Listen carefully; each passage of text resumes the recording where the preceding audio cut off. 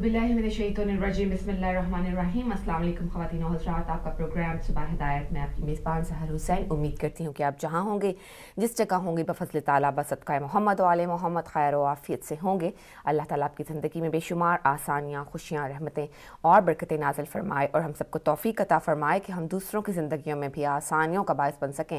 आज जो है हमारे टॉपिक डिस्कस जिसको हम करेंगे, जिस शख्सियत को, वो है सुल्तान नज़्म मिर्ज़ा मोहम्मद जाफ़र ओज। और जैसा कि आप जानते हैं कि इनको डिस्कस करने के लिए हमारे साथ आज भी मौजूद हैं सुल्तानुल ज़ाकिरीन मौलाना डॉक्टर मिर्ज़ा शफ़ीक हुसैन शफ़क़ साहब, जो कि सदर हैं शोबा उर्दू हुसैनाबाद गवर्नमेंट कॉलेज लखनऊ के। अस्सलाम वालेकुम। वालेकुम सलाम। बहुत शुक्रिया शफ़क़ साहब आपका कि आपने आज फिर हमारे नाज़रीन के लिए, हमारे प्रोग्राम के लिए वक्त निकाला। और ये जो हमारा सरमाया है, ये शोरा, इनको थोड़ा सा हम दोबारा उजागर करने की कोशिश कर रहे हैं, थोड़ा इन पर फोकस करने की कोशिश कर रहे हैं। तो आज हमारा टॉपिक सुल्तान नज़्म मिर्ज़ा मोहम्मद जाफ़र ओज हैं। तो बताइएगा कि ओज लखनवी का ख़ानदानी पस मंज़र क्या है?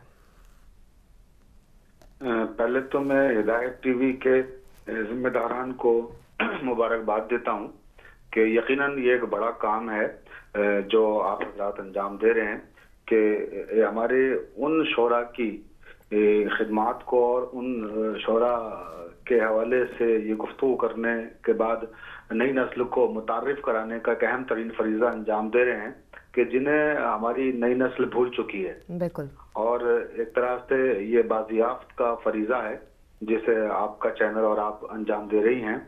इसके लिए मैं आपको मुबारकबाद देता हूँ। और अब आते हैं हम आपके सवाल की तरफ कि मिर्ज़ा मोहम्मद जाफ़र ओज, सबसे बड़ी बात तो यही है कि मिर्ज़ा मोहम्मद जाफ़र ओज का सबसे बड़ा तारुफ ये है कि वो नामवर शायर और बहुत ही मशहूर मरसिया निगार मिर्ज़ा सलामत अली दबीर के नामवर और लायक फर्जंद हैं। अच्छा, ठीक। और वो उस लखनऊ में परवान चढ़े जिसकी शेरी फिजाओं पर अनीसो दबीर के घने बादल छाए। बिल्कुल बिल्कुल जी। यानी उस जमाने में जहां अनीस और दबीर जैसे शोरा मौजूद हों, अगर कोई शायर उभर के आता है और उनके बाद अपनी पहचान बनाता है तो यकीनन ये काबिल तहसीन और बहुत अहम कारनामा है। तो मिर्जा मोहम्मद जाफर ओज का जो सिलसिला है, जैसा कि मैंने अर्ज किया भी कि वो मिर्जा दबीर के फर्जंद हैं। और ये पूरा सिलसिला जब हम ऊपर तक जाएंगे तो ये जाके मुल्ला हाशिम शिराजी नस्सार से मिलता है। मुल्ला हाशिम शिराजी नस्सार वो ईरान से तशरीफ लाए थे इंडिया, हिंदुस्तान। और मुल्ला अहली शिराजी उनके दूसरे भाई थे जो मसनवी के बहुत बड़े शायर थे। अच्छा। तो ये लोग दिल्ली आए थे और मुल्ला हाशिम शिराजी नस्सार के बेटे थे मिर्जा मोहम्मद रफी, जो रफी तखल्लुस करते थे और उर्दू के बहुत अच्छे शायर थे। उसके बाद फिर मिर्जा गुलाम मोहम्मद, मिर्जा रफी के बेटे, फिर मिर्जा गुलाम मोहम्मद के बेटे मिर्जा गुलाम हुसैन, और फिर मिर्जा गुलाम हुसैन के बेटे हैं मिर्जा सलामत अली दबीर। तो इस तरह एक सिलसिला है पूरा इनके हैं शेर सुखन का। और सलामत अली दबीर के बेटे हैं मिर्जा मोहम्मद जाफर ओज, जिन पर आज हम गुफ्तगू करेंगे। बिल्कुल जी जी। तो ये एक पूरा अदबी सिलसिला था इनके खानवादे का जो मैंने जिक्र किया कि इनके यहाँ बड़े अहम शोरा रसाई अदब के हवाले से पैदा हुए हैं और इन्होंने उर्दू अदब की बड़ी खिदमत अंजाम दी है। इसमें कोई शक नहीं। बिल्कुल। तो जैसा बता रहे हैं कि ओज लखनवी जो थे वो लखनऊ से ताल्लुक़ रखते थे, और ओज लखनवी की तरबियत जो है वो मैं जानना चाहूँगी नाज़रीन को, अगर आप बता दें कि किस तरह के माहौल में हुई थी, क्या उनको एनकरेजमेंट थी या वो उनका जो है जिसे कहते हैं कि एक घर का निज़ाम ही ऐसा था कि उनका ऑटोमेटिकली वो शायरी की तरफ बढ़ते चले गए। तो उन्होंने किस सन में शायरी का आगाज़ किया, ये भी प्लीज़ हमें बताते जाइएगा। देखिए, मिर्जा मोहम्मद जाफर ओज ये शागिर्द थे मिर्जा सलामत अली दबीर के, यानी खुद अपने पापी के शागिर्द थे ये। और इन्होंने सिलसिला तलम्मुज़ अपने वालिद से रखा। तो मिर्जा मोहम्मद जाफर ओज, तो इनका नाम तो जाफर था, और वो जाफर जो नाम है ये इनके वालिद मिर्जा दबीर ने इमाम जाफर सादिक अलैहिस्सलाम की निस्बत से रखा था। और मोहम्मद इसमें उन्हीं ने लगाया था लाहिकी के तौर पर हुजूर अकरम हजरत मोहम्मद मुस्तफा सल्लल्लाहु अलैहि वसल्लम यानी नबी करीम की निस्बत से। तो इस तरह से मोहम्मद जाफर इनका नाम रखा और तखल्लुस उन्हीं ने इनका औज रखा। ठीक। और औज के मानी होते हैं बुलंदी के। जी जी। और इन्हीं ने जो शायरी का आगाज किया वो तो बचपने से ही जाहिर सी बात है, जब दबीर जैसे शायर के घर में जो बच्चा पढ़ रहा हो, परवान चढ़ रहा हो, जिसकी रगों में मिर्जा दबीर का खून दौड़ रहा हो, तो शायरी तो उसे विरासत में मिली है। लेकिन जो तारीख में जिक्र मिलता है कि इन्हीं ने जो पहला मर्सिया कहा है वो 16 साल के सिन में कहा है। अच्छा, सिर्फ 16 साल की उम्र में? जी, 16 साल की उम्र में इन्हीं ने जो मर्सिया कहा था उसमें 76 बनते, 76। और वो मर्सिया इन्हीं ने जनाब ज़ैनब के हाल का कहा था। और उस मर्सिये का मतलब था कि इस मर्सिये में ईद मुहर्रम का हाल है जी, ये उसका मतलब था। और उस मर्सिये में जो इन्होंने दुआ पे जिस खत्म किया था वो मर्सिया, आप देखिए मतलब किस दिल से दुआ की होगी मिर्जा मोहम्मद जाफर औज ने, के परवरदिगार ने वो दुआ उनकी कबूल फरमाई। कहते हैं कि औज बस के हश्र है महफिल में आश्कार, ये 16 के सिन में कहे हुए मर्सिये का आखिरी बंद है। देखें, ए औज बस के हश्र है महफिल में आश्कार, रोते हैं शिया मातमे ज़ैनब में ज़ार ज़ार, सुभान अल्लाह। यूं अर्ज कर हुसैन से बाइजो इनकिसार, मकबूल मेरी नज्म हो या शाह नामदार। सुभान अल्लाह। पहला ये मर्सिया है सना ख्वाने शाह का, पहला ये मर्सिया है सना ख्वाने शाह का, हो साद नूर ऐन रिसालत पनाह का। बहुत खूब। ये देखें आप, ये पहला मर्सिया था मिर्जा मोहम्मद जाफर औज का जी। और उस्ताद उनके खुद उनके वालिद गिरामी यानी मिर्जा दबीर थे जी। तो इस तरह से उन्हीं ने अपने मर्सिया गोई के सफर का आगाज किया जी। और उस मुकाम पर पहुंचे फिर मर्सिया गोई में कि आज जब मर्सिये का जब मुतालिया किया जाता है और मर्सिये के हवाले से गुफ्तगू की जाती है तो मिर्जा मोहम्मद जाफर औज के बगैर रसाई अदब का तस्वुर नामुमकिन है। अगर रसाई अदब की तारीख को मुकम्मल करना है और रसाई अदब पर जामे गुफ्तगू करना है तो वो गुफ्तगू मिर्जा मोहम्मद जाफर औज के बगैर मुकम्मल नहीं हो सकती। सही सही, ठीक है। अच्छा, ये बताइएगा कि कहीं पढ़ा था मैंने कि औज जो हैं वो मिर्ज़ा दबीर के 40वें की जो मजलिस थी उन्होंने उसमें ख़िताब जो है वो औज ने किया था, तो इसका ये वाकई ही जो है तारीख इसको साबित करती है?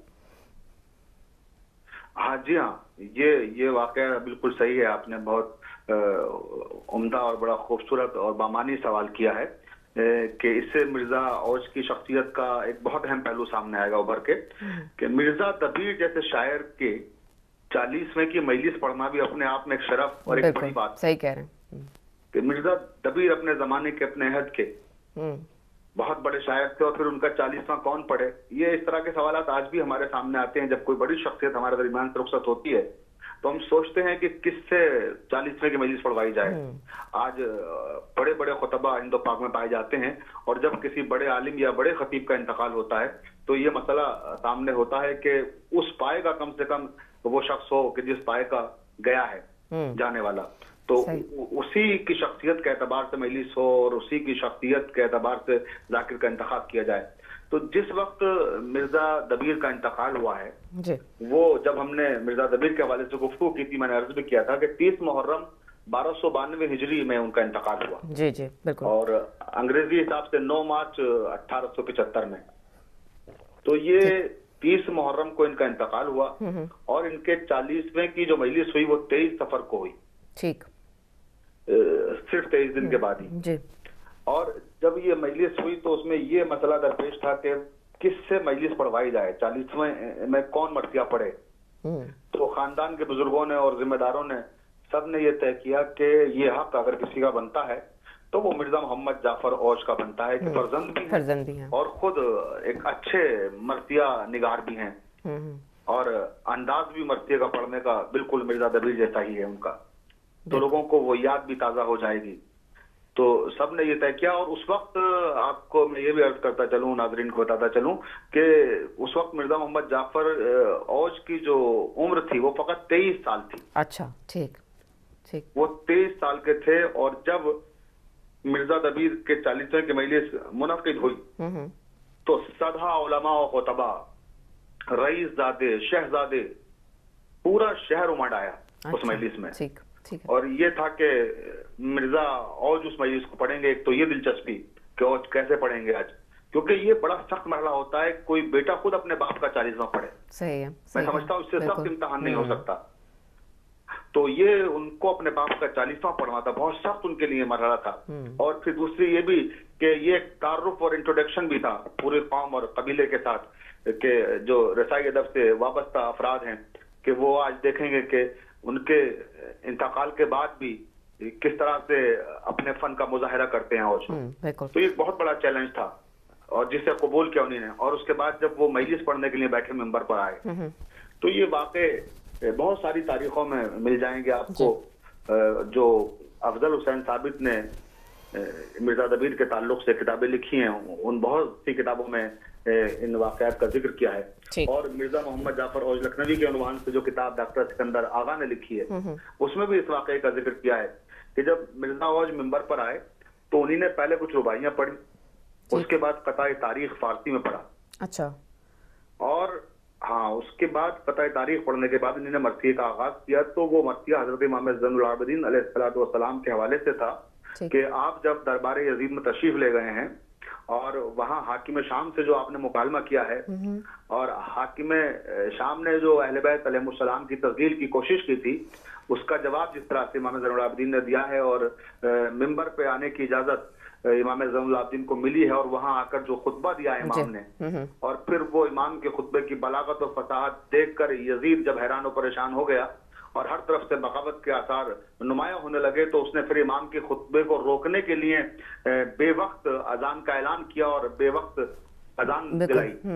तो वो सारी कैफियत को इन्होंने उस मरसिये में पेश किया है। ठीक है। जो मिर्जा औज ने अपने वालिद मिर्जा दबीर के 40वें के मौके पे पढ़ा।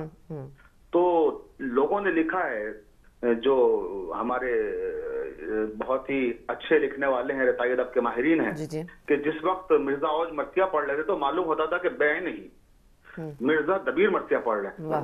बिल्कुल, इस तरह से इतने मवासले थे। उस वक्त गोया क़यामत बर्पा हो गई कि जब वो मसायब के बंद पढ़ने लगे, और कैफियत ये हो गई खुद औज की भी और मजमे की भी कि वो मुकम्मल नहीं कर सके मरसिया। दरमियान में मजलिस को रोकना पड़ा। अच्छा। जी, जज्बात का ये आलम हो गया था। अवाम और जो खानवादे के लोग थे और खुद औज भी, सब इतनी ज्यादा मतलब कैफियत तारी हो गई की कि वो काबू नहीं कर पा रहे थे लोग अपने ऊपर। ठीक है।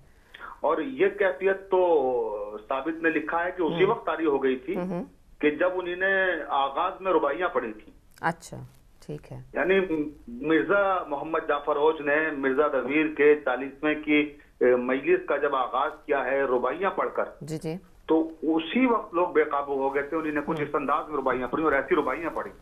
वो रुबाइयां तकरीबन उनकी तादाद 11 या 12 है जो उन्होंने पढ़ी हैं मरसिया पढ़ने से पहले। लेकिन उसमें से जो 5-6 रुबाइयां मुझे याद है, मैं वो सुनाता हूँ अपने नाज़रीन के लिए। आप देखें कि उन्होंने इस तरह से आगाज किया उस मजलिस का। आप ये तस्वुर करें पहले कि एक बेटा है जो अपने बाप की मजलिस पढ़ रहा है, और वो भी 23 बरस का जवान, अभी कोई ऐसा बुजुर्ग भी नहीं है और ऐसा सिन भी नहीं है कि जो अपने ऊपर जब्त कर सके और काबू पा सके। इस तरह के हालात में नौजवानों की खासकर एक अजीब कैफियत होती है। और फिर ये भी मैं अर्ज करता चलूं उनकी रुबाइयां सुनाने से पहले कि वो इकलौते बेटे हैं इस वक्त। अच्छा, ठीक है। यानी इनके एक भाई और एक बहन और हैं। तो जो बहन थी इनकी, उनकी शादी मीर वजीर अली से हुई थी, और इनके भाई थे मिर्जा मोहम्मद हादी हसन जी। उनका तखल्लुस था उतारिद। तो उनका इंतकाल मिर्जा दबीर की जिंदगी में ही हो गया। वो भी शायर थे। तो अब ये, हाँ वो भी शायर थे, जी हाँ। तो अब ये जो है ये इकलौते वारिस भी हुए खानवादे के उस वक्त, और उस वक्त फिर खुद मजलिस पढ़ना, यानी जो इंसान उस वक्त ताज़ियत ले लोगों से, लोग उसकी खिदमत ताज़ियत पेश करें, वो खुद आके मजलिस पढ़े, तो कितना बड़ा मतलब जिगर चाहिए इस काम के लिए, आप समझ सकती हैं। तो खैर रुबाई देखें जो उन्होंने इस मौके पर पढ़ी हैं, वो रुबाइयां मैं कुछ सुनाता हूँ आपको कि नाकाम को कामयाब कर देता है। यानी जिसका बाप रुखसत हो गया हो और उस वक्त जो वो कैफियत है वो इस रुबाई के जरिए जाहिर करते हैं। कहते हैं कि नाकाम को कामयाब कर देता है, वो गैब से फतेह याब कर देता है। बेशक। काफी है उसी की मेहरबानी है औज, काफी है उसी की मेहरबानी है औज, जो जर्रे को आफताब कर देता है। सुभान अल्लाह, सुभान अल्लाह, बहुत खूब, बहुत। तो ये देखें आप, यानी कि कोई ये ना समझे कि मैं बेपदर का हूँ तो मेरी शायरी या मेरी शख्सियत खत्म हो जाएगी। तो उन्हीं ने ये एहसास कराया कि मेरे ऊपर उसका साया है कि जिसके ऊपर सारी कायनात का साया है। बिल्कुल बिल्कुल। उसके बाद फिर उन्हीं ने एक और रुबाई पढ़ी ऐसी कि जिस पर सामईन की कैफियत दिगरगू हो गई। कहते हैं कि अफसोस बलीग नुक्ता परवर न रहा, वो कद्र शनास अहले जौहर न रहा, रोशन है कलाम की बका से ऐ औज, आई न रहा मगर सिकंदर न रहा। सुभान अल्लाह, सुभान अल्लाह, बहुत खूब। ये सब खिराज पेश कर रहे हैं वो अपने बाप को। मतलब देखिए आप, क्या खूबसूरत रुबाई कही है, क्या जबान है, क्या लहजा है और क्या डिक्शन है। आप देखें, और ऐसे वक्त पर के जब बाप का इंतकाल हुआ हो ताजा ताजा, और उस वक्त इस तरह के अशार कहना। कहते हैं कि हर नुक्ता बशक्ले अहले गम रोता है, हर नुक्ता बशक्ले अहले गम रोता है, हर दायरा बन के चश्मे नम रोता है, सतरें कागज की सफ़ हैं सोग नशी, मातम में दबीर के कलम रोता है। वाह, सुभान अल्लाह, सुभान अल्लाह, बहुत खूब, बहुत। या और एक रुबाई और मुझे याद आ रही है इसी हवाले से। कहते हैं कि शब को सोबत से बेमलाल उठे हैं, कांधों पर शहर को खस्ता हाल उठे हैं, बहुत खूब। आहें कहती हैं बज़्म में होके बुलंद, आहें कहती हैं बज़्म में होके बुलंद, क्या क्या दुनिया से बाकमाल उठे हैं। सुभान अल्लाह, बहुत खूब। देखिए ये पूरी कैफियत वही बयान कर रहे हैं कि मतलब एक बाप के जाने के बाद जो बेटे की होती है। और उसके बाद एक रुबाई और बहुत खास है जो मैं सुनाना चाहूंगा इस मौके पर, कि जब वो उन्हीं ने पढ़ी तो पूरे मजमे में पिट्टस पड़ गई थी और बहुत लोग रोए थे। ठीक। और उसमें मिर्जा औज ने अपने आप को काबू में रखा और मरसिया पूरा पढ़ा। देखिए आप, कितना सख्त पढ़ रहा था। कहते हैं कि दिल को दुनिया से हैं उठाने वाले, दिल को दुनिया से हैं उठाने वाले, इस शमा को मर के हैं बुझाने वाले, हम भी आते हैं रोक मरकब अपना, हम भी आते हैं रोक मरकब अपना, ऐ गम कदे जहां से जाने वाले। सुभान अल्लाह, सुभान अल्लाह, सुभान अल्लाह। ये था 40वें का मंजर मिर्जा दबीर का, और जिसमें मिर्जा औज ने एक सख्त इम्तहान दिया था, यानी बाप की मजलिस खुद बेटे ने पढ़ी। बिल्कुल बिल्कुल, बड़ी बात है, बिल्कुल। अच्छा शफक साहब, ये बताइएगा कि मिर्जा औज का तर्ज ख्वानदगी किस तरह का था? देखिए तर्ज ख्वानदगी जाहिर सी बात है कि वो मिर्जा दबीर के बेटे थे, तो बाप ही की तरह से उनको मरसिया पढ़ना था और उसी तर्ज को लेके आगे बढ़ना था। और जैसा कि मैंने अभी अर्ज भी किया कि वो वारिस भी थे मिर्जा दबीर के लहजे के। और हयात दबीर नाम की किताब अफजल हुसैन साबित ने लिखी है, जो मिर्जा दबीर के शागिर्द थे। अच्छा। उन्हीं ने उसमें इनका भी तस्करा किया है, अपने उस्तादजादे का यानी मिर्जा औज का। उन्हें लिखा है कि इनका जो मरसिया पढ़ने का अंदाज था बिल्कुल सादा था, मिसल अपने वालिद मरहूम के। जिस तरह वो बातें करते थे उसी तरह पढ़ते थे, और यही लहजा यही अंदाज मिर्जा औज का भी था। और मिर्जा औज के पोते हैं मिर्जा सादिक। अच्छा। तो उन्हीं ने भी एक बयान दिया था इस हवाले से, और उनका वो बयान डॉक्टर सिकंदर आगा ने अपनी किताब मिर्जा मोहम्मद जाफर औज लखनवी में दर्ज किया है।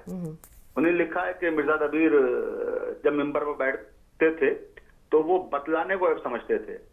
ये बतलाना मरसिये की ख्वानदगी की एक इस्तिलाह है। अच्छा, ठीक है, ठीक है, बतलाना। हाँ, जो अनीस के कबीले के लोग हैं, हाँ जो अनीस के खानवादे के लोग हैं, वो मरसिये में बतलाने की इस्तिलाह का इस्तेमाल करते थे। ठीक है। लेकिन मिर्जा दबीर के यहाँ बतलाना इनके यहाँ ऐप समझा जाता था, ये इसको नहीं इस्तेमाल करते थे। अच्छा। जी जी। मसलन बतलाना यानी आंख और अबरू के इशारे के जरिए से किसी चीज को समझाना। ठीक है, यानी लेकिन मिर्जा हाँ, या हाथों को चला के हाथों के जरिए से, है ना, जी जी, जाहिर करना उसके मफहूम को। तो इनका कहना यह था कि ये हाथों से, अबरुओं से और आंखों से नहीं, बल्कि लहजे के नशेबो फराज से, लहजे के ज़ेरोबम से चीज की तफहीम करेंगे, और यानी मसीह की तफहीम करेंगे, या वो शय जो समझाना चाह रहे हैं उसकी तफहीम करेंगे। तो ये इनके खानवादे की खास पहचान थी। और इसकी तरफ मिर्जा दबीर ने अपने एक रुबाई में भी इशारा किया, मरसी में भी कई जगह इस बात का जिक्र किया उन्होंने कई बंदों में, और एक रुबाई खासतौर से इस हवाले से मिर्जा दबीर की बड़ी मशहूर है, ये जो बतलाना है जिस इस्तिलाह का भी हम जिक्र कर रहे हैं। तो उन्होंने कहा था कि नाहक का चीखना है न चिल्लाना है, नाहक का चीखना है न चिल्लाना है, बेकार है हर बंद पे बतलाना है। वाह। इब्ने शहे मर्दा का फनाखा हूँ मैं, सद शुक्र के पढ़ना मेरा मर्दाना है। सुभान अल्लाह, सुभान अल्लाह। तो ये मिर्जा दबीर ने कहा था, मतलब बतलाने की मुखालफत करते हुए एक तरह से जो इस्तिलाह है मर्सिये की, ने कहा था कि मेरा लहजा मर्दाना है, मैं अपने लहजे से चीजों की तफहीम करता हूँ। जी जी, ठीक है। अच्छा, ये बताइए कि मिर्जा औज ने मर्सिये के अलावा और किन असनाफ में जो है वो तबासमाई की है? कि मर्सिये के अलावा इन्होंने रुबाइयां भी कही हैं और बहुत उम्दा कही हैं। अच्छा। सलाम भी कहे हैं, नोहे भी कहे हैं, मुसद्दस भी कहे हैं, कसीदे भी कहे हैं, कताते तारीख भी कहे हैं। अच्छा। और गजलें भी कही हैं। ठीक है। लेकिन इनका इख्तिसास जो है वो मर्सिया ही है, इनकी पहचान और इनकी शनाख्त जो है वो मर्सिया है।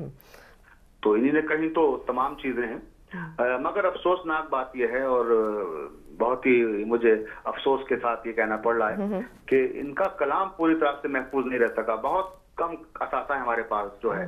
अच्छा। वो 14 मर्सिये तो मेराजुल कलाम के उन्वान से इनके शागिर्द सैयद सरफराज हुसैन खबीर ने शाया किए थे। तो वो 14 मर्सिये तो वो हैं। उसके बाद फिर ये एक जमाना गुजरने के बाद, काफी वक्त जब गुजर गया और लोगों ने भुला दिया था मिर्जा मोहम्मद जाफर औज को, एक तरह से एक बड़ा शायर जिसका जमाना भूलता जा रहा था। तो फिर 1985 में ये हमारे यहाँ के लखनऊ के एक बड़े मुहक्किक थे और बड़े नाकिद थे, डॉक्टर सिकंदर आगा। तो उन्हीं ने एक किताब लिखी, मिर्जा मोहम्मद जाफर औज लखनवी हयात और अदबी खिदमात। तो उस किताब के अंदर उन्होंने तकरीबन 10 मर्सिये नए और दरियाफ्त किए। अच्छा।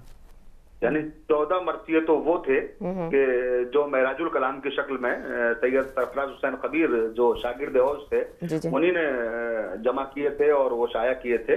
तो उसके बाद फिर ये 10 मर्सियों की निशानदही बड़ी मेहनत के बाद कहाँ से किस आते उन्होंने रास्ता किया। डॉक्टर सैयद सिकंदर आगा ने बहुत मेहनत से वो किताब लिखी है। अच्छा। मिर्जा मोहम्मद जाफर औज लखनवी। उसको उस जमाने के तमाम नामवर अदीबों ने, नाकिदों ने सराहा भी बहुत था। तो वाकई में बहुत बड़ा काम किया इन्होंने मिर्जा मोहम्मद जाफर औज लखनवी पर यह किताब लिखकर। और हैरत अंगेज बात यह है कि ये किस्सा है 1985 का। अच्छा। और इस वाकये को आज 42 साल हो चुके हैं। ठीक है। यानी 42 साल में कोई भी काम मिर्जा मोहम्मद जाफर औज लखनवी पर नहीं हुआ काबिल जिक्र काम, जिसे हम कह सकें। बिल्कुल। तो मैं समझता हूँ कि आपका चैनल यकीनन ये एक बड़ी खिदमत अंजाम दे रहा है कि एक ऐसे शायर को कि जो न सिर्फ ये कि बुलंद पाया मर्सिया निगार थे, बल्कि फन्ने शेरो शायरी और अदबी उलूम से बाखबरी में उस्ताद यगाना और अल्लामाए रोजगार का मर्तबा रखते थे वो। बेशक। और मुश्किल शहरी मसाइल के सिलसिले में मशहूर है तारीख में कि उनकी हैसियत एक मर्जा की थी। अच्छा। जिसकी तरफ उस अहद के असातीज भी रुजू करते थे। हाँ, बड़े बड़े असातिज़ा उनसे रुजू करते थे। यानी जो असातीज खुद सनद का दर्जा रखते थे, वो लोग औज की राय को आखिरी राय समझते थे। जिसको कहा जाता है हाँ कि जो औज साहब ने फरमा दिया बस वो मुस्तनद मेरा फरमाया हुआ मीर की जबान में, तो वही औज साहब का मामला था रसाई अदब में कि जो इन्होंने कह दिया बस वो सब उसको तस्लीम कर लेते थे। जी। तो इस तरह के फनकार को और इस तरह के एक अहम मर्सिया निगार को मैं आपकी जहानत और ज़कावत की भी सह साहिबा दाद देता हूँ कि आप खूब मेहनत करती हैं और खूब अच्छे अच्छे शायरों को और इस तरह के अहम लोगों को ढूंढ के लाती हैं और जिनको इस तरह की गुफ्तगू का मौजू बनाती हैं कि जिससे हमारे अहद के नौजवान भी वाकिफ हों और बहुत से वो अफराद और हजरात भी जिनका ताल्लुक रसाई अदब से नहीं है मगर इस्लामियात से है और वो भी इनसे नावाकिफ हैं, कम से कम उनके इल्म में भी ये चीज़ें आ रही हैं और उन तक भी ये चीज़ें पहुँच रही हैं। जी बिल्कुल। अच्छा, ये बताइएगा कि मिर्ज़ा औज ने नसर में भी कुछ लिखा था, और क्योंकि सुना है कि वो इल्मे अरूज के माहिर थे। जी हाँ, बिल्कुल। उन्होंने नसर में भी कई किताबें लिखी हैं। अच्छा। और इस हवाले से उनकी 2 किताबों का जिक्र करना मैं चाहूंगा जो कि बहुत ही अहम किताबें हैं इस हवाले से, और वो किताबें हैं मिक़यासुल अशआर, एक तो उनकी किताब है। ठीक। जो बड़ी मारकतुल आरा किताब है, और दूसरी किताब है कवायद हामिदिया। कवायद हमदिया। तो ये दो किताबें उन्होंने नस्र में तहरीर की हैं। इसमें ये जो पहली किताब जिसका मैंने जिक्र किया, मिक़यासुल अशआर, बेसिकली मिक़यास कहते हैं पैमाने को। अच्छा, मिक़यास अशआर के नापने का पैमाना है, मीज़ान एक तरह से, है ना, तेरफी, तो कसौटी, है ना, अशआर को परखने की। तो ये जो किताब है इनकी मिक़यासुल अशआर, इसका तारीखी नाम है अरमुग़ान। अच्छा, अरमुग़ान। जब आप अरमुग़ान को इल्मुल आदाद के एतबार से देखेंगे तो 1292 हिजरी उसके अदद निकलते हैं। अच्छा, तो जी, तो ये जो किताब है मिक़यासुल अशआर, ये इन्होंने इल्मे अरूज के हवाले से किताब लिखी है। ठीक है। और इस किताब की उस जमाने में भी और आज के जमाने में भी बड़ी अहमियत है। मिक़यासुल अशआर में जो उन्होंने शायरी के उसूल और जो शायरी की तहजीब और जो इल्मे अरूज के ज़ाब्ते और कायदे हैं, जिस तरह से तहरीर किए हैं, उस तरह से अभी तक किसी ने इतनी संजीदगी के साथ इस फन पर किताब नहीं लिखी है। अच्छा। ये मेरा कहना नहीं है, ये अहले कमाल और अहले अदब का इकरार है। उस किताब को जिन लोगों ने पढ़ा है उन लोगों ने इस चीज को तस्लीम किया है। और बल्कि अगर आप इजाजत दें तो मैं इस किताब के हवाले से दाग दहलवी का एक वाक़या सुनाता हूं अपने नाज़रीन को, कि मेराजुल कलाम में इस वाक़े को सैयद सरफराज हुसैन खबीर ने लिखा है दाग दहलवी के हवाले से, कि मिर्जा औज ने इक़बालुद्दौला मरहूम के यहाँ एक मजलिस पढ़ी, और जब उनके यहाँ वो मजलिस पढ़ी तो रुबाई में एक मिसरा ये था कि इक़बालुद्दौला बहादुर आबाद रहें। अब इसमें जो एक सबब तख्ती से बाहर था। अच्छा। जो ये इल्म अरूज के कायदे हैं, यानी तख्ती में सिर्फ यही आता है, बिदौला बहादुर आबाद रहें, है ना, अलिफ काफ नहीं आ रहा है इसमें तख्ती में, एक सबब गिर रहा है। जी। तो इस पर लोगों ने एतराज किया, ऑब्जेक्शन किया और कहा कि साहब ये तो पता नहीं यानी और जैसे शायर ने किस तरह से नज़्म किया है और ये जायज नहीं है। कुछ लोगों ने कहा कि नहीं जायज है शायरी में ये, कुछ ने कहा जायज नहीं है। तो ये बहसें चली और ये जिक्र दाग दहलवी तक पहुंचा। अच्छा। एक साहब दाग दहलवी के पास गए और उन्हीं ने दाग दहलवी से दरियाफ्त किया कि ये मिसरा दुरुस्त है या नहीं है। वो मिसरा सुनाया तो उन्हीं ने मिसरा सुना, इक़बालुद्दौला बहादुर आबाद रहें। तो दाग ने पूछा इसका खालिक कौन है? तो वो साहब बोले मिर्जा औज लखनवी। अच्छा। बस जैसे ये नाम दाग ने सुना तो फरमाया सुभान अल्लाह, आप मिर्जा औज के मिसरे की निस्बत मुझसे पूछने आए हैं। अच्छा जी। आज इल्मे अरूज का माहिर मिर्जा औज से बढ़कर हिंदुस्तान में कोई दूसरा नहीं है। अच्छा। फिर ये क्यों कर मुमकिन है कि वो इस तरह की गलती करें? उनकी किताब मिक़यास इनकी अरूजदानी में अकमल होने की दलील है। लिहाजा जिस तरह से औज साहब ने नज़्म किया है वो दुरुस्त है। ठीक है, ठीक। अगले तो ये था औज का मुकाम कि बुजुर्गों की निगाहों में भी। बिल्कुल। तो आगे हम बढ़ेंगे और अगला सवाल जो मैं आपसे करना चाहती हूँ ये कि मिर्ज़ा औज के जो मरसिये हैं उनकी क्या खसूसियात थी, किस तरह वो उनको बाकी जो हम जिनका तज़किरा पहले कर चुके हैं जिन शोरा का, उनसे कैसे मुमताज़ बनाते हैं या उनसे कुछ डिफरेंस था उनके मरसियों में? जी बिल्कुल। देखिए मिर्ज़ा औज की जो खसूसियात हैं उनमें सबसे पहली खसूसियत तो ये है कि सिन्फ़े मरसिया निगारी में औज ने अपने असलाफ के रंगो आहंग को बरकरार रखते हुए जिस बात का इजाफा किया वो है हकीकत निगारी। अच्छा। इस सिलसिले में उन्होंने बेसरोपा और ज़ईफ रवायात नज़्म करने से कतई इज्तनाब किया, परहेज किया। ठीक है। उन्हीं ने वही रिवायतें मरसिये में नज़्म की जो उलमा के नजदीक सिक़ा थी, काबिल एतबार थी। मिर्जा औज ने कोई कमजोर रिवायत, कोई ज़ईफ रिवायत अपने मरसिये में नज़्म नहीं की है। दूसरी खूबी इनकी ये थी कि ये खुद अहले ज़बान थे और एक पूरा सिलसिला था इनके यहाँ शायरी का, और सारी चीजें होने के बावजूद इन्हीं ने जो मिक़यासुल अशआर जिसका भी मैंने जिक्र किया है वो किताब लिखकर पूरी उर्दू दुनिया पर एक एहसान अजीम किया है। अच्छा, कि वो किताब आज भी जी जी नो वारिदाने बिताते सुखन के लिए सुखन साजी और सुखन फहमी की राह हमवार करती। ठीक है, ठीक। और इससे उन्होंने मरसिये में भी अपने इस्तेफादा किया, और वो था जो खास वस्फ उनका जबान की नजाकत। अच्छा। और जबान की बारीकियां, ये इस तरह की कमजोरियां आपको मिर्जा औज के मर्सियों में नहीं मिलेंगी, जो जबान की कमजोरियां, जो अरूज की कमजोरियां दीगर शोरा के यहाँ मिल जाती हैं। तीसरी खूबी इनकी यह है कि दबिस्तान दबीर की शेरी रिवायात को अरसाए दराज तक सरसब्ज़ो शादाब रखा और उर्दू शायरी के फरोग में नुमाया किरदार अदा किया मिर्जा मोहम्मद जाफर औज ने। और उन्होंने जो अदबी सरमाया छोड़ा है, मैंने अर्ज किया था भी कि बहुत ज्यादा नहीं है वो, मगर जितना भी है वो बहुत ही शानदार और पुरवकार है। चौथी बात सुने, मिर्जा औज ने माशरती जिंदगी के तकाजों निज बदलते हुए इल्मी व अदबी मौज़ूआत में इतनी वसअत दे दी कि इसमें अखलाकियात का दर्स, जिंदगी के इबरतनाक पहलू और फलसफा और नफ्सियात की बारीकियां भी रिसाइयत की अस्लो असास पैन के साथ आसानी घुल मिल गई। बहुत खूब। ये एक बड़ा कारनामा है मिर्जा औज का।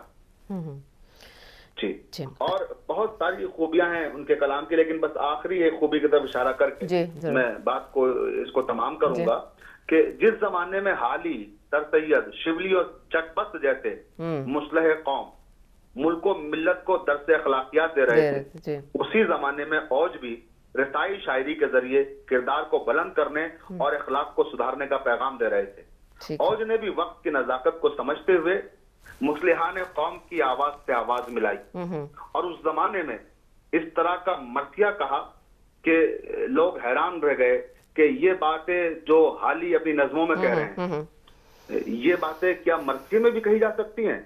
अच्छा। और उन्होंने वो बातें मर्सिये में कहकर दिखाई, और उनका एक मर्सिया उस जमाने में बड़ा मशहूर हुआ था कि दो रंगिए चमने रोजगार तो अम है। अच्छा। ये उसका मतला था। और इस मर्सिये के अगर कहें तो आप मैं कुछ बंद सुनाऊं। जरूर जरूर। और ये मर्सिया उन्होंने जो पढ़ा था मिर्जा औज ने, ये 20 सफर को एक मजलिस होती थी राजा पिंडरावल जिला बुलंदशहर में। अच्छा। वो मर्सिया पढ़ने जाते थे, तो ये राजा पिंडरावल के यहाँ उन्होंने मर्सिया पढ़ा, और ये पिंडरावल अलीगढ़ यूनिवर्सिटी जहाँ पर इस वक्त है उससे बिल्कुल मिला हुआ है। अच्छा, ठीक है। बस थोड़े से फासले पर ये पिंडरावल कस्बा है, और अलीगढ़ यूनिवर्सिटी बिल्कुल मिली हुई, यानी सर सैयद और हाली और शिबली के जहाँ पर अफकार गूंज रहे थे, उस खित्ते में जाके, उस इलाके में जाके जब मिर्जा औज ये मर्सिया पढ़ते हैं, तो उस मजलिस को सुनने के लिए उस जमाने में तकरीबन 200 तलबा आए थे अलीगढ़ से। अच्छा। और जब इन्होंने ये मर्सिया पढ़ा तो क्या वहाँ सत्ता सतारी था उन तलबा पर कि ये क्या कह रहे हैं, मगर वो चीजें फिर बाद में सबने तस्लीम की और एक्सेप्ट किया सबने कि हाँ वाकईतन क्या मर्सिया पढ़ा है। और वो सब हैरत ज़दा थे कि ये चीजें नज्म में जो कही गई हैं, हाली के यहाँ हैं और दीगर शोरा के हैं, ये कैसे मर्सिया में आ सकती हैं। आप देखें क्या खूबसूरत बंद हैं उसके, कुछ मैं सुनाता हूँ आपको कि है जाहिलों का तो क्या जिक्र इल्म के तलबा, है जाहिलों का तो क्या जिक्र इल्म के तलबा, के पढ़ने लिखने का रहता है जिनको शुगल सदा, है जिनसे मस्जिदों की ज़ेबो ज़ैन नाम खुदा, है खानकाहो मदारिस के दिल में जिनकी जा, न जाने कैसी वहाँ तरबियत ये पाते हैं, सनत वो पूरे जहालत की लेके आते हैं। सुभान अल्लाह, सुभान अल्लाह, बहुत खूब। ये देखिए तलबा सामने बैठे हुए हैं, उस वक्त पढ़ लें। गरज तो ये थी फजीलत से बहरावर होते, कुछ अपने दीनों शरीयत से बहरावर होते, फुनूने पनाओ तिजारत से बहरावर होते, अदब से खुल्क से हिकमत से बहरावर होते, मराहिम और मवालिम को ये समझ लेते, महासिन और मकारिम को ये समझ लेते। ये तलबा से खिताब करते हुए पढ़ रहे हैं। न ये के सीख के आए हैं मर्दुम आजारी, सियाके खुद गरजी और सबा के तर्रारी, लिहाज माँ का न कुछ बाप की तरफदारी, है गम खुरी के अवज ज़ौक़ो शौक़े में खारी, तमाम शहर में यकता हैं घर से फाजिल हैं, इमार बाजों के जरगे में फर्दे कामिल हैं। अब आप देखिए क्या खूबसूरत नसीहतें और क्या खूबसूरत हिदायतें कर रहे हैं, है ना। तो किमारबाजों में नौजवानों के लिए, अपने छोटे भाइयों के लिए करता हूँ, थोड़ा हो सकता है इनके लिए लफ्ज आशना ना हो, तो किमारबाज कहते हैं जुआ खेलने वालों को। जी जी। जो लोग जुआ खेलते हैं उन पर तंज कर रहे हैं, यानी हालात हाजरा भरपूर अक्कासी कर रहे हैं, और कहते हैं पढ़ो तुम अपनी ज़बां में कफन की हो तरसील, मुतरजिमों की हो मेहनत जरिया तहसील, तुम्हारी मंजिल मकसूद की यही है सबील, हर एक कौम के पहले यही हुए हैं कफील, ज़बाने गैर को पढ़ पढ़ के वक्त खोते हो, ये तुम तरक्कियों के हक में कांटे बोते हो। बहुत ही फिर कहते हैं किसी जमाने में ऐसा गजब हुआ है कहीं, बने हैं तारीके सोमो सलाह थामिये दी। ये देखिए ये आज भी हो रहा है, उस ऐद की सच्चाई भी थी और आज भी है कि ढोंगी लोग, फरेबकार लोग, रियाकार लोग दीनी लिबास में आ गए हैं, मेंबरों पे भी आ गए, मेहराब पे भी आ गए। सही बात है। और उसके बाद जिस तरह से वो गुमराही फैला रहे हैं और दीन के नाम पर बेदीनी को रायत करना चाह रहे हैं, उसके खिलाफ पूरा एहतजाज कर रहे हैं। ये कहते हैं किसी जमाने में ऐसा गजब हुआ है कहीं, बने हैं तारीके सोमो सलाह थामिये दी, है सजदा कैसा कभी किबला रो गिरे भी नहीं। वाह सुभान अल्लाह, सुभान अल्लाह, बहुत खूब है। इन दिनों वही इस्लाम के मुमीद व मोई, कभी इनसे नुसरत व इमदाद की तवक्को है, जो है तो बिदअत व बेदात की तवक्को है। तो ये इस तरह से उन्होंने जो काम हाली ने अपनी नज़मों में किया और जो सर सैयद ने अपनी तहरीरों में किया, मरसियों में उस जमाने में मिर्जा मोहम्मद जाफर औज कर रहे थे। ये एक बहुत बड़ा इख्तिसास है औज का। अच्छा, ये तो बहुत बहुत खूबसूरत अभी आपने सुनाया है ये बंद। बताइएगा कि जो है क्या ऐसा था कि मिर्ज़ा औज जो हैं वो अपने वालिद मिर्ज़ा दबीर की तरह लखनऊ से बाहर भी मरसिये पढ़ने गए हों? जी हाँ, जी बिल्कुल गए हैं। वो अजीमाबाद भी गए, कलकत्ता भी गए, हुसैनगंज गए, जैदपुर गए, सादात बारहा में मुजफ्फरनगर गए, अमरोहा सादात गए, पिंडरावल जिला बुलंदशहर गए। जो जहां जहां भी मिर्जा दबीर मरसिया पढ़ते थे वहां लोगों ने मिर्जा मोहम्मद जाफर औज को बुलाया। अच्छा। और ये तमाम जगहों पर जहां जहां भी बाहर दबीर जाते थे अपनी जिंदगी में मरसिया पढ़ने के लिए, वहां बुलाए गए। और ये नहीं कि सिर्फ एक बार बुलाए गए, जब तक जिंदा रहे बार बार बुलाए गए। अच्छा। और इन्होंने मिर्जा दबीर की जानशीनी का हक अदा किया। खानवादा मिर्जा दबीर में इनके बाद कोई उस नहज का और उतना बुलंद पाया शायर आज तक नहीं हुआ। अच्छा। जबकि उनके यहाँ शायरी का सिलसिला आज भी बाकी है। मिर्जा मोहम्मद जाफर औज के जो फर्जंद थे वो मिर्जा मोहम्मद ताहिर रफी तखल्लुस रखते थे। अच्छा। बहुत अच्छे शायर थे। फिर उनके बेटे हुए मिर्जा मोहम्मद तादिक, वो भी शायर थे और बहुत उम्दा शेर कहते थे। फिर वो उनके बेटे हुए गौहर आगा और मोहम्मद आगा, दो भाई थे ये। तो गौहर आगा साहब को तो हमने देखा है, हमारे सामने उनका इंतकाल हुआ है। अच्छा। मगर वो चीज नहीं आ पाई फिर जो औज के यहाँ थी। और औज के बाद इनके यहाँ शायरी का जवाल शुरू हो गया, बस यूं कह सकते हैं। अच्छा। वो शायरी जो दबीर का इख्तिसास थी, वो शायरी जो औज की खुसूसियत थी, वो शायरी फिर हमें नजर नहीं आई। शेर कहते हैं, उम्दा कहते हैं, अच्छे कहते हैं और परवरदिगार में सिलसिला जारी रखे। हाँ, मगर वो एक रिवायत है जिसे निभा रहे हैं। वो अब उस नहज का शायर कोई दूसरा नहीं पैदा हुआ। और हम दुआ करेंगे कि खुदा करे कि इस नस्ल में कोई फिर मिर्जा औज पैदा हो, फिर कोई मिर्जा दबीर पैदा हो। बिल्कुल बिल्कुल ऐसा ही है। और जो है मिर्ज़ा औज अखलाक व किरदार में अपने वालिद मोहतरम मिर्ज़ा दबीर का अक्स थे क्या? उनमें वही आदात, वही अखलाक, वही पाया जाता था सब कुछ?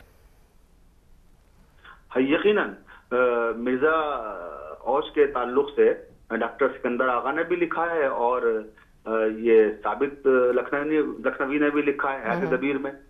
और बहुत सारे लोगों ने लिखा है कि जो मिर्जा दबीर की खुसूसियात थी वो मुकम्मल अक्स थे औज लखनवी। बाप की हर एतबार से तस्वीर थे वो। अच्छा। इबादत गुजारियों में भी, नमाजों के हवाले से भी है कि जिस तरह से नमाजे पंजगाना के पाबंद थे मिर्जा दबीर, उसी तरह से नमाजे पंजगाना के पाबंद थे मिर्जा मोहम्मद जाफर औज लखनवी। और हमेशा उनकी कोशिश ये होती थी कि अव्वल वक्त नमाज पढ़ें। अच्छा, कभी नमाज में ताखीर नहीं करते थे वो। बल्कि इस हवाले से अगर कहें तो एक वाकया भी मैं सुनाऊं आपको और अपने नाजरीन को कि अफजल हुसैन साबित ने ये वाकया लिखा है कि एक शख्स, एक साइल मांगने वाला कोई आया इनके यहाँ पर। अच्छा, औज का एक मिजाज था कि उनके पास जो होता था वो कभी भी अपने दरवाजे पर आए हुए साइल को वापस नहीं करते थे। अच्छा, बहुत खूब उसकी मदद करते थे और उनकी सखावत मशहूर थी अपने जमाने में। यानी फूल नहीं तो पंखड़ी सही, जो उनके पास है, ज्यादा नहीं तो कम, जो भी है वो पेश करते थे आने वाले की खिदमत में। अच्छा। और उसे मायूस नहीं करते थे। तो अफजल हुसैन साबित ने लिखा है एक वाकया के वो खुद भी मौजूद थे उस वक्त जबकि यह वाकया है कि एक साहब आए और उन्हीं ने आकर अपनी जरूरत उनके सामने बयान की और कुछ अयानत का मुतालबा किया। ठीक है। तो वो वक्त एकदम बिल्कुल मगरिब की नमाज का वक्त था। तो मिर्जा औज क्योंकि नमाज में अर्ज किया अव्वल वक्त पढ़ते थे, तो उन्हें इशारा किया बैठने का और वो नमाज पढ़ने के लिए चले गए। वो मगरिब की नमाज पढ़ने लगे वहीं सहन में। तो जब वो नमाज पढ़ रहे थे तो एक और खुसूसियत थी मिर्जा जाफर औज की, और वो ये थी कि वो जब नमाज पढ़ते थे तो हुरूफ को मखारिज असली से निकालते थे। अच्छा। उन्हीं ने बाकायदा किरत सीखी थी, तो वो उसी अंदाज में नमाज पढ़ते थे और उसमें वक्त लगता था। तो जब नमाज से फारिग हुए तो वो सायल जो बैठे हुए इंतजार कर रहे थे इनके फारिग होने का, उन्हीं ने इनसे मुखातिब होकर कहा एक शायर का नाम लेकर कि मैंने उनकी किरत भी सुनी है, मगर ये बात कहाँ, आप तो माशाल्लाह जामे कमालात हैं, कितनी उम्दा किरत से नमाज पढ़ी है। बस जैसे ही ये सुना औज ने कि इन्हीं ने किसी दूसरे की मेरे सामने बुराई की, मनकसत की, तो उन्हीं ने फरमाया जनाब अली, आप दूसरे मद्दाह अहले बैत की कदा और मेरी मदा फरमाकर मेरे खुलूस में क्यों फर्क डालते हैं? जो हाजिर पेश करता हूँ, जो मुझसे बन सकेगा मैं आपकी खिदमत में नजर करूंगा, मगर खुदा के लिए किसी की बुराई ना करे मेरे सामने। तो ये तबीर का भी मिजाज था कि वो भी कभी किसी की बुराई अपने सामने नहीं सुनते थे, गीबत उन्हें पसंद नहीं थी। और यही मिर्जा मोहम्मद जाफर औज का भी था। और इनके हवाले से एक और वाकया मैं अर्ज करना चाहूंगा ताकि हमारे जो नौजवान हैं वो देखें, इससे इबरत लें कि आज हमारे यहाँ बहन भाइयों में वो मोहब्बतें नहीं रही, वो चाहते नहीं रही। सही बात जो हमारी रिवायत है, कदीमी रिवायत है। अब भाई भाई से बेखबर है, बहन भाई से लापरवाह है और भाई बहन के हुकूक अदा नहीं कर रहे हैं। ये जमाना चल रहा है। हर इंसान नफ्सा नफ्सी का आलम में खुद अपने आप में बस मगन है। अगर वो खुश है तो समझता है जमाना खुश है, उसे किसी की परवाह नहीं है। लेकिन हमारी तहजीब क्या रही है देखें आप। नवाब मुजफ्फर अली खान कौसर इस रिवायत के रावी हैं। वो कहते हैं कि मैं मिर्जा औज से मिलने के लिए उनके अदब कदे पर गया। जी जी। और जब मैं वहां पहुंचा तो उनका मुलाजिम काजिम हुसैन वहां मौजूद था। उसने जाकर उन्हें बताया कि नवाब मुजफ्फर अली खान कौसर आए हैं। तो औज आए और आके उनका इस्तकबाल किया, उन्हें बैठाया और फिर मुलाजिम को हुक्म दिया कि जाओ बाजार जाओ, वहां से कुलचे और बालाई लेकर। अच्छा। तो वो कुलचे और बालाई लेने चला गया मुलाजिम, और ये खुद अपने हाथ से चाय बनाकर लाए नवाब मुजफ्फर अली खान कौसर के लिए। तो ये जब चाय बनाकर लाए तो 3 प्याली चाय लेकर आए। अच्छा। उतने में वो भी आ गया मुलाजिम काजिम हुसैन कुलचे और बालाई लेकर। तो उन्हीं ने उसके 3 हिस्से किए, कुलचों के भी और बालाई के भी, और चाय 3 मौजूद थी। तो एक चाय खुद उन्हीं ने ली और एक चाय नवाब मुजफ्फर अली खान कौसर के सामने रखी और एक चाय उठाई और कुलचे और बालाई और काजिम हुसैन को बुलाया और कहा कि जाओ शाहगंज में ले जाओ इनको। अच्छा। अब वो कहते हैं मुजफ्फर अली खान कौसर के भाई ये शाहगंज कहाँ भेजे? कहा वहाँ हमारी हमशीरा रहती हैं, हमारी बहन रहती हैं। कहा ये मैं अपनी बहन के यहाँ भेज रहा हूँ। तो उन्हीं ने कहा नवाब मुजफ्फर अली खान कौसर ने कि सरकार आप इसको अपनी बहन के यहाँ भेज रहे हैं, यहाँ से ना खास से शाहगंज जब तक ये लेकर जाएंगे तब तक तो ये ठंडी हो जाएगी। तो उन्हीं ने कहा कि मुझे इससे कोई फर्क नहीं पड़ता, ये चाय ठंडी हो जाएगी या नहीं ठंडी होगी, मगर मेरा मिजाज ये है कि मैं जब भी कोई अच्छी चीज खाता हूँ तो मैं वो अपनी बहन को जरूर भेजता हूँ। सुभान अल्लाह। तो ये कहाँ आप जज्बे देखिए, आप बहनों की कदर कहाँ भाई आज के जमाने में इस तरह से करते हैं और कहाँ इतना ख्याल रखते हैं। तो ये एक तहजीब थी, एक रिवायत थी हमारे यहाँ। तो मिर्जा मोहम्मद जाफर औज लखनवी इस रिवायत के अमीन थे तो हम अपने नौजवानों से गुजारिश करेंगे कि ये पुरानी तहजीब को जिंदा करें और बहन भाइयों के दरमियान जो मोहब्बत और चाहते जो हुआ करती थी उन्हें अक्सर उनकी बाजियाब करें और उन चीजों को दोबारा नाफिज करें। बिल्कुल, ये नए दौर के साथ, जदीद दौर के साथ और जो नफ्सा नफ्सी का आलम है उसमें अपने ही खूनी रिश्तों को हम भूलते चले जा रहे हैं। आपसे एक और, आपका बहुत टाइम मैंने ले लिया, बहुत मुश्किल और ममनून हूँ, लेकिन एक और सवाल जो है वो मेरे जहन में आ रहा है कि आप प्लीज़ बता दीजिए कि ऐसी कौन सी किताबें हैं जो हम मिर्ज़ा औज की जो ताल्लुक़ रखती हैं उनसे, कि हम पढ़ सकें, कुछ ज़्यादा जान सकें उनकी, जो उनके बारे में कि क्या लिखते थे, किस तरह लिखते थे। देखिए, मिर्जा मोहम्मद जाफर औज की जो किताबें हैं उनका मैंने अभी जिक्र किया था, मिक़यासुल अशार है जी जी, जो इल्म अरूज से मुताल्लिक है, अवाइद हामिदिया है जिसमें उर्दू रस्मुल खत की मखसूस इस्लाहों से मुताल्लिक उन्हीं ने इज़हार ख्याल किया है। अच्छा। और उर्दू जबान के इमले की दुरुस्तगी के लिए कुछ उसूल और कुछ कवायद और कुछ ज़ाब्ते उन्हीं ने मुरत्तब किए हैं, ठीक है, जो बहुत ही सलीके और बड़े तरीके के साथ उन्होंने तहरीर की है। तो ये किताबें हमारे नाज़रीन पढ़ सकते हैं, और अगर उनके मर्सियों का मुतालिया करना है तो उसके लिए मेराजुल कलाम जो सैयद सरफराज हुसैन खबीर लखनवी ने मुरत्तब किए हैं उनके मर्सिये, तो वो एक जगह पर 14 मर्सिये मौजूद हैं उनके, वो वहां से इस्तेफादा कर सकते हैं। और दूसरे, अगर उनकी शख्सियत के बारे में जानना है तो ऐसे तो मुख्तलिफ किताबों और रिसालों में आपको मिर्जा मोहम्मद जाफर औज लखनवी का जिक्र मिल जाएगा, लेकिन एक जगह पर मुकम्मल और जामे किताब जो उनकी जिंदगी, उनके फन और उनके कमालात, उनके सिफात और उनके हसनात को यकजा करती है, तो वो किताब में डॉक्टर सिकंदर आगा साहब की किताब है। अच्छा। उसके लिए मैं जरूर नाज़रीन से गुजारिश करूंगा कि मिर्जा मोहम्मद जाफर औज लखनवी हयात और अदबी कारनामे, इस किताब को जरूर पढ़ें। इस किताब को पढ़ने से उन्हें काफी हद तक औज की शख्सियत भी समझ में आएगी और औज का फन भी समझ में आएगा।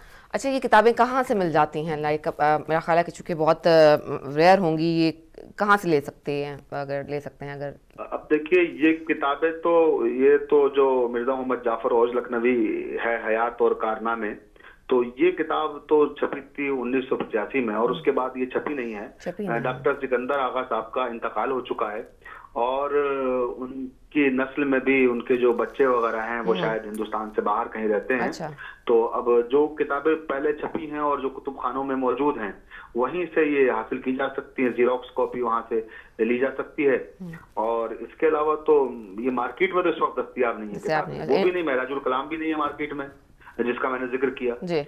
अब जरूरत है कि हम लोगों को भी जिस तरह से रेख्ता वाले काम कर रहे हैं हमारे हिंदुस्तान में, दिल्ली में, उन्होंने उर्दू की बहुत सारी किताबें ऑनलाइन दस्तयाब कराई हैं, उसको स्कैन कर करके उन्होंने उस पर डाला है नेट पर। तो इसी तरह से जरूरत है कि कोई इदारा इस काम को अंजाम दे, जो हमारे रसाई अदब के शोरा हैं बुजुर्ग, उनके मर्सिये या उनकी जिंदगी पर मबनी किताबें और उनकी हयात से मुताल्लिक जो तहरीरें हैं उन सबको ऑनलाइन दस्तयाब कराया जाए, जिससे लोग इस्तेफादा भी कर सकें और जो रिसर्च स्कॉलर हैं और जो तलबा हैं वो भी फैज़ हासिल करें। तो मिर्जा औज की कोई किताब हमें इंटरनेट पर नहीं मिलेगी? कोई शायरी कुछ भी? मेरे ख्याल से तो नहीं है। अगर ये मज़ामीन में कहीं इधर उधर कोई जिक्र मिल जाए तो एक अलग बात है, लेकिन किताब की सूरत में मेरी निगाह से नहीं गुजरे कि ऑनलाइन कोई किताब उनकी पढ़ी हो या ऑनलाइन उनके ऊपर किसी की किताब मौजूद हो, तो ये मेरे इल्म में नहीं है। ठीक है। शफक साहब, आखिर में बताते जाइए कि मिर्ज़ा औज की मर्सियों से हमें क्या सबक मिलता है, क्या पैगाम मिलता है, क्या मैसेज हमें मिलता है वहाँ से? आज आखिर में हम वो बात भी बताना चाहेंगे जो शुरू में बताते हैं हमेशा, और वो गुफ्तगू में हम लोग यहाँ तक पहुंच गए और जिक्र नहीं किया, जो बुनियादी और असासी बात होती है कि मिर्जा मोहम्मद जाफर औज की डेट ऑफ बर्थ क्या है, तारीख विलादत क्या है। उनकी तारीख विलादत है 15 फरवरी 1853 ईस्वी, ठीक है, और उनकी वफात हुई 18 अप्रैल 1917 ईस्वी में।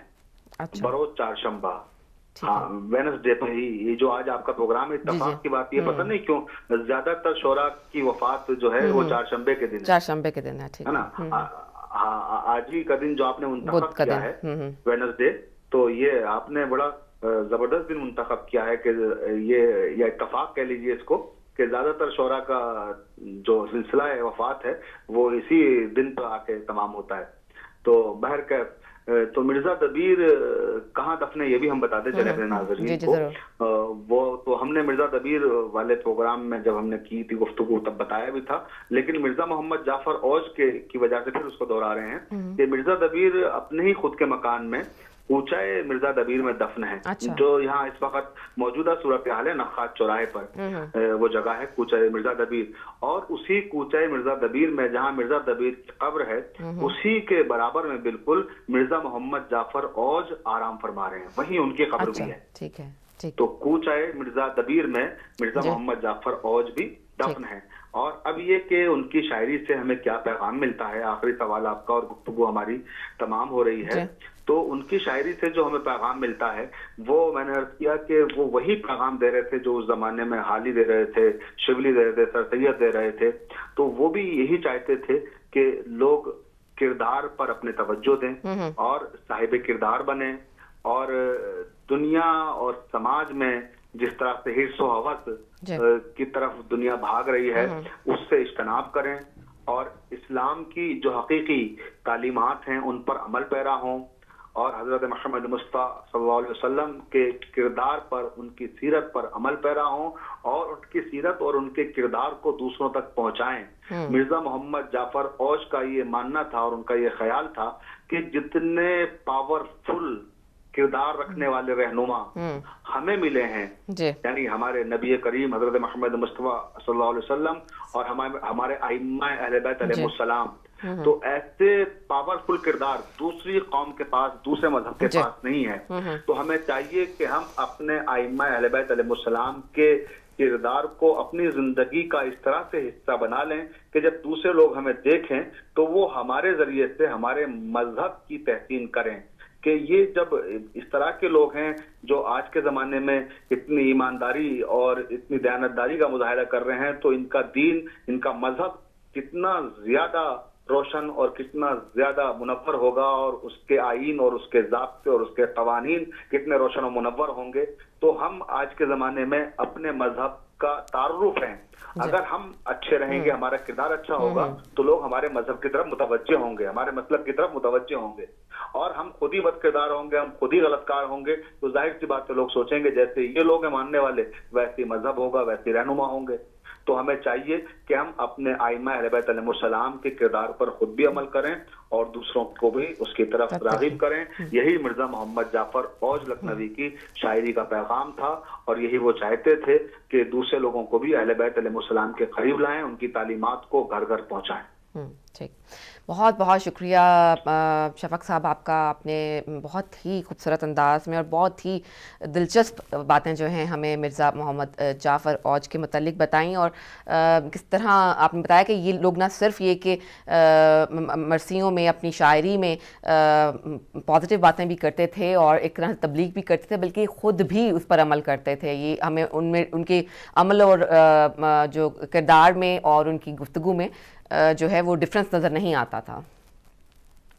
जी जी, बल्कि अगर आप इजाजत दें तो हम अपने प्रोग्राम का ख़त्म उन्हीं के एक जरूर करें मर्तिये के, जो उन्होंने हजरत मोहम्मद मुस्तफा सल्लल्लाहु अलैहि वसल्लम की शान में कहा है। वो एक पूरा मर्तिया है उनका, बड़ा बड़ा मशहूर मर्तिया है। उसका एक बंद पढ़ के हम अपने गुफ्तगू तमाम कर रहे हैं। गर्दिश है आज सागरे सहबाए नूर की, ये जिस दिन नबी करीम की पैदाइश हुई है वो हाल नज्म कर रहे हैं। अच्छा। कि गर्दिश है आज सागरे सहबाए नूर की, नहरे छलक रही हैं शराबे सहूर की, अंबर फिशा शमीम है गैसुए हूर की, झोंके नसीम के हैं कि मौजे सुरूर की, रोशन जमी है नूरे रिसालत में आपसे, जर्रे मिला रहे हैं नजर आपका। सुभान अल्लाह, सुभान अल्लाह, बहुत खूब। बहुत ही आपने इख्तिताम जो है हमारी गुफ्तगू का बड़े ही मुबारक अंदाज़ में किया है। मैं एक दफ़ा फिर आपकी बहुत मशकूर ममनून हूँ कि आपने हमारे प्रोग्राम के लिए, हिदायत टीवी के लिए, हिदायत टीवी के नाज़रीन के लिए इतनी मेहनत से जो है आपने बहुत अच्छा तज्ज़िया भी कह लीजिए, तारुफ़ उनकी ज़िंदगी का, हालात ज़िंदगी जो है पेश किया। बहुत मशकूर ममनून मैं आपकी। जी, तो नाज़रीन हमारे साथ मौजूद थे डॉक्टर मौलाना शफ़ीक मिर्ज़ा शफ़ीक हुसैन शफ़क, और मतलब मैं ख़ुद ज़ाती तौर पर इनकी नॉलेज से, इनके इल्म से और जिस तरह से इनको अबूर हासिल है इन शोरा की इनकी ज़िंदगियों पर भी, इनके हालात ज़िंदगी पर भी, इनकी तारीख़ पर भी और फिर इनकी शायरी पर भी, उससे यकीनन ये बहुत एक मुतासर कुन बात है। एक छोटी सी कोशिश, एक छोटी सी कावश जो हम लोग कर रहे हैं कि हम वो शोरा जिनको फरामोश करते जा रहे हैं, बल्कि हम तो फरामोश जनरेशन, नई जनरेशन को तो हम क्या बताएंगे, हम खुद इनको फरामोश करते जा रहे हैं, जो कि एक अच्छी बात नहीं है। हमें अपने जो लेजेंड्स होते हैं, जो हमारे लिए हमारी तारीख़ में वो लोग जो हमारे लिए इज़्ज़त का, वक़ार का और फ़ख्र का बायस बनते हैं, उनको हमें नहीं भूलना चाहिए। और असल बात अगर हम देखा जाए तो यही वो लोग हैं कि जिनकी वजह से अगर हम मुसलमान कहें या हम अपने आप को पाकिस्तानी कहें, कि जो ज़ाहिर है हिंदुस्तान के ज़माने में जिस वक्त पाकिस्तान और भारत जो था वो एक ही कहलाया जाता था, तो उस हिसाब से भी हमारे लिए इंतहाई फ़ख्र का बायस बनता है कि हम इन शोरा का ज़िक्र करें, इनके मैसेजेस को, इनके पैगाम को, इनकी शायरी को आगे पहुंचाएं। ट्रांसलेशन होनी चाहिए इनकी उन ज़ुबानों में जिस मुल्कों में हम रहते हैं। सिर्फ उर्दू तक इनको महदूद नहीं रखना चाहिए, बल्कि वो मैसेज, वो डेप्थ इसके अंदर जो पाई जाती है, जो इसके अंदर एक रिचनेस पाई जाती है, उसको मुख्तलिफ ज़बानों में हमें दूसरे लोगों तक पहुँचाना चाहिए, दूसरी नस्लों के लोगों को पहुँचाना चाहिए, दूसरे मुल्कों की, दूसरे कौमों के लोगों को पहुँचाना चाहिए, ताकि ये एक तो इससे ये होगा कि हमारा जो हमारी जो तारीख़ है उसके बारे में दूसरे कौमों को पता चलेगा और उनको पता चलेगा कि हमारा कितनी सुनहरी तारीख़ है हमारे पास। हमारा एक बैड इमेज जो है दुनिया में बन चुका हुआ है चंद एक्सट्रीमिस्ट की वजह से, चंद ऐसे लोगों की वजह से कि जिनके पास दीन नाम की चीज़ नहीं है, लेकिन वो इसको बज़ाहिर जो है वो दीन के नाम पर ज़मीन पर फसाद फैलाते फिरते हैं। तो उसकी वजह से जो हमारा इमेज ख़राब हो चुका है, हम उसको बेहतर कर लें, उसको सही कर लें और इस तरह की चीज़ों को प्रमोट करें। हम अपनी उर्दू की चीज़ों को प्रमोट करें, उनकी ट्रांसलेशन डिफरेंट लैंग्वेज में करके दूसरी कौमों के, दूसरी नस्लों के, दूसरी लैंग्वेज बोलने वाले लोगों को तक हम इसको पहुंचाएं। तो अपना एक थोड़ा सा हिस्सा डालने की हमने कोशिश की। एक दफ़ा फिर अपने गेस्ट की बहुत मशकूर ममनून हैं। आप तमाम नाज़रीन की भी बहुत मैं मशकूर ममनून हूँ कि आप हमारे साथ शामिल रहे। एक कॉल हम शामिल कर लेंगे कि प्रोग्राम का वक्त जो है वो तकरीबन ख़त्म हो चुका और जो है आप इंशाल्लाह अगर मुमकिन हुआ तो अगले बुध को हम एक और शायर की जो है वो गुफ्तगू उनके बारे में करेंगे। तो फ़िलहाल के लिए जो है मैं आपसे इजाज़त चाहूँगी। इंशाल्लाह ज़िंदगी रही तो मेरी और आपकी मुलाकात जो है वो कल सुबह होगी। अपना बहुत सा ख्याल रखिएगा। इजाज़त दीजिए। अस्सलामु अलैकुम वरहमतुल्लाहि वबरकातुहू।